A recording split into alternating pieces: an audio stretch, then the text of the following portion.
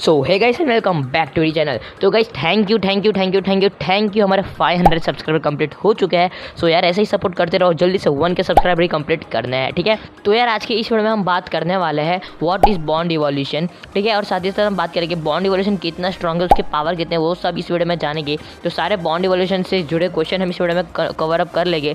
तो वीडियो बहुत ही ज़्यादा इंटरेस्टिंग होने वाला है। वीडियो को आंसर देखते रहना, जरा अभी स्किप मत करना। और हाँ गाइस ऐसे इंटरेस्टिंग वीडियो के लिए हमारे चैनल को सब्सक्राइब करके रखो, बेल आइकन को दबा दे। और हाँ गाइस वीडियो पसंद है तो वीडियो को लाइक जरूर से कर देना, क्योंकि आप लाइक करते हैं हम बहुत मोटिवेट होता हूँ। और वीडियो को शेयर भी कर देना, ठीक है। और मेरे सोशल मीडिया हैंडल जैसे कि इंस्टाग्राम, ट्विटर और डिस्कॉर्ड पे मेरे को फॉलो करो, लिंक आपको डिस्क्रिप्शन में मिल जाएगी। सो बिना किसी बकवास के वीडियो को स्टार्ट करते हैं। सो यार सबसे पहले हम बात करते हैं कि हम लोग को पोकेमॉन के एनीमे में बॉन्ड इवोल्यूशन सबसे पहले देखने को कब मिला। तो गाइस पोकेमॉन का बॉन्ड इवोल्यूशन फॉर्म हम लोग को सबसे पहले पोकेमॉन के एनीमे कैलो सीजन के एक एपिसोड फेस्टिवल ऑफ डिसीजन में देखने को मिला था, सबसे पहले अपीयरेंस ऑफ बॉन्ड इवोल्यूशन। तो इस इवोल्यूशन में इस एपिसोड में होता ये है कि इसमें जो एस का फ्रोगेडर होता है गाइस, वो इवॉल्व होता है ग्रीन निंजा में। और उसी वक्त जो एस का ग्रीन निंजा होता है वो एस के साथ बॉन्ड करता है और वो एस ग्रीन निंजा बन जाता है। तो ये था पहला अपीयरेंस ऑफ बॉन्ड इवोल्यूशन। सो यार जब बॉन्ड इवोल्यूशन की बात आती है तो सबके दिमाग में ये बात तो जरूर आती होगी कि आखिर बॉन्ड इवोल्यूशन होता क्या है। तो इस वीडियो में आप लोगों को मैं आगे बताऊंगा। तो उससे पहले हम जान लेते हैं कि आखिर बॉन्ड इवोल्यूशन हम लोग को मीन्स बॉन्ड इवोल्यूशन जो होता है वो कैसे होता है। तो बॉन्ड इवोल्यूशन होने के लिए ज़्यादा कुछ नहीं चाहिए होता, बस उस पोकेमॉन ट्रेनर यानी कि जैसे कि ऐश है और उसके पोकेमॉन यानी कि ग्रीन निंजा की दोनों की बॉन्डिंग की बात हो, ठीक है। यानी कि ऐश और एस ग्रीन निंजा की दोनों की बॉन्डिंग अच्छी थी, इसीलिए वो जो ऐश का ग्रीन निंजा था वो बॉन्ड इवॉल्व हो गया, ठीक है।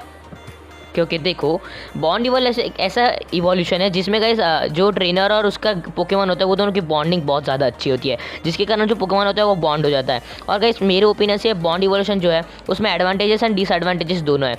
अब एडवांटेजेस इसलिए गाइस क्योंकि उससे वो पावर बहुत ज़्यादा बढ़ जाती है। और मेरे हिसाब से ये बॉन्ड इवोल्यूशन तो मेगा इवोल्यूशन से भी नहीं, जाइजेंटा मैक्स इवोल्यूशन से भी बढ़कर है, क्योंकि बॉन्ड इवोल्यूशन हम लोग के बॉन्ड से रिलेटेड होता है, ठीक है।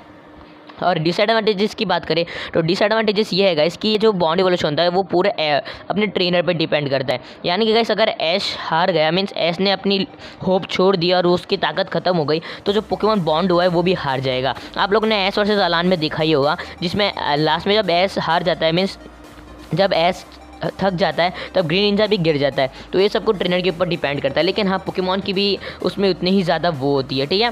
तो जिसके कारण बॉन्ड इवोल्यूशन मेरे को बहुत ज़्यादा इंटरेस्टिंग लगता है, ठीक है। तो ये बात हो गई कि आखिर बॉन्ड इवोल्यूशन कैसे होता है। बॉन्ड इवोल्यूशन अगर बात करें तो वो कुछ ज़्यादा ही ओपी है, ठीक है।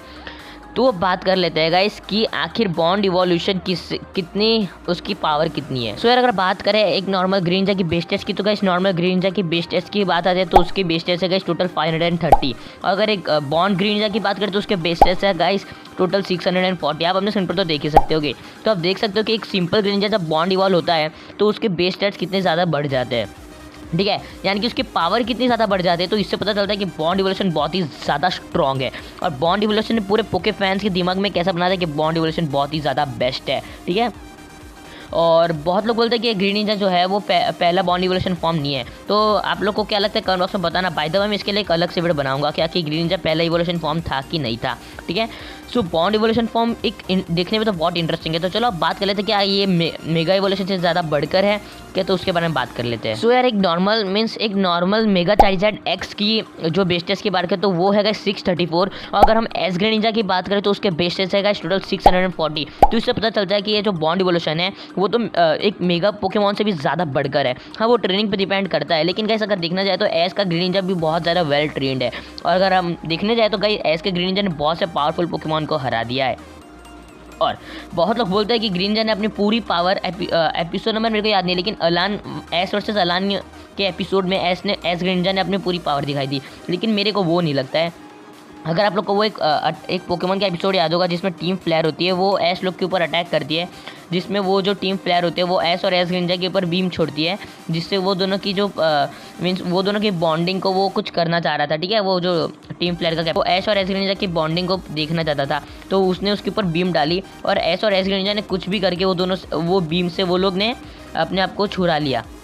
तो अब आप सोच रहे हो कि इसमें क्या बड़ी बात है, लेकिन कैसे अगर आप वो एपिसोड पूरा देखोगे तो उस एपिसोड में आप लोग को पता चल जाएगा कि वो जो बीम थी वो एक जाइगार्ड मीन्स जाइगार्ड 50% उसको भी वो लोग उसको कंट्रोल कर सकते। तो ये पावर आप सोचो कितनी ज़्यादा होगी।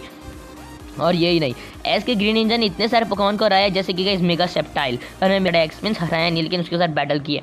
इतने ज़्यादा हाई पोकेमॉन को हराया ना, हाई लेवल के पोकेमॉन को, कि हम बात ही नहीं कर सकते।